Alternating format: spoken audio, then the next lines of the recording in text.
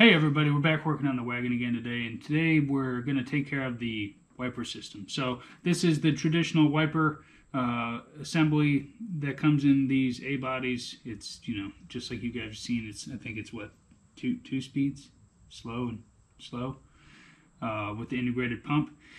And so I went to Detroit Speed and Engineering and got one of their upgraded wiper motors, which has got 5 intermittent settings, a low and a high, and it also has a washer pump that's an add-on kit. I didn't get that, but I didn't think I needed it. So I'll show you guys what we've got going on here, and you can see if it's something you're interested in. All right, guys, so what we got here is the wiper motor kit for the 68 to 72 A body from Detroit Speed and Engineering. I got this one because it's got the intermittent wiper, so it'll be more like a modern setup. So it's got 5 delays, a low and a high. It has an optional windshield washer pump, but I didn't get that because I just didn't feel like messing with that right now. So it comes with a new motor, obviously, and all the wiring harness you need. The mounting pieces you need, a controller over here, and then this plate is going to replace the existing switch with our new switch in the same location. So we're going to go ahead and start throwing this together. Okay, so we ran into our first issue. This is the bracket that came with the kit. I don't know what it's for, but it's not for an A body. So what I did is I took my old switch and I pried this metal piece off. It's got these little tabs that hold on to it. And that's the inside of the switch, but who cares about that? So you can see when they're side by side, these tabs are longer and they're at an angle, so if they were mounted in the car, it would be off like that. And I don't know what's the deal with that, but whatever, we'll make this work. So like I said, I pulled this apart and then I drilled a hole in it. It's got this tang, whatever you want to call it here, so that'll fit nicely there. It won't look the prettiest, but that's all right. I mean, we're not going to impress anybody at a beauty contest anyways, so we'll go ahead and throw this stuff in there. So here's what we've got now that everything's installed. This is the new wiper motor. As you can see, everything's hooked up, and it is functional, so we got that going for us. It's a much smaller unit, so it gives you some more clearance for things in there, accessing things or whatever else you got to do. I made some modifications to mine to get everything to work. So this setup is obviously not for the hidden wipers or parkable wipers, whatever you want to call them. This is the arm that came with it, but I didn't like how it left my wipers in the park position, so I swapped this out for the original arm.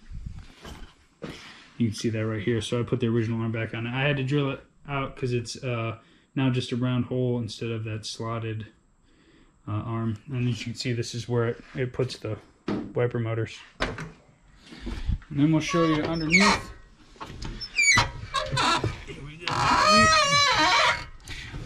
So this is everything installed. I thought this was a neat idea. This is the controller, and it mounts to the steering column mount. So I thought that was kind of slick, and this wire runs over to the switch. This one runs out to the wiper motor, and then here's the one like I was talking about for the windshield washer pump. I tied that up over here out of the way because I'm not going to do that for right now. And then here's the switch with all the settings. It rotates between the 7 settings, and then if you push, that is the windshield washer function. We'll show you guys the various speeds if you're interested and that kind of thing. Here's the various speeds. Sorry about the cooling fans there on for background noise. So here's the first intermittent setting. Pretty slow, obviously. And then here's number 3.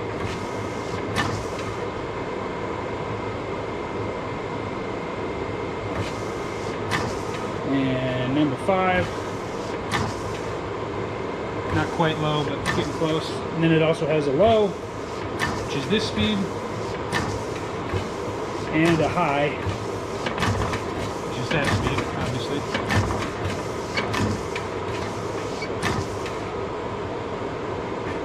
But it was fairly easy to put in. I think it only took me 45 minutes or so. To get everything, and a lot of that was readjusting these and figuring a few things out based on the issues I ran into. But overall, I think it's going to be a nice option, especially for those longer road trips, you know, when you never know what weather you're going to run into. So appreciate you guys watching. If you have any questions, please drop them below in the comment box, and we'll see you next time.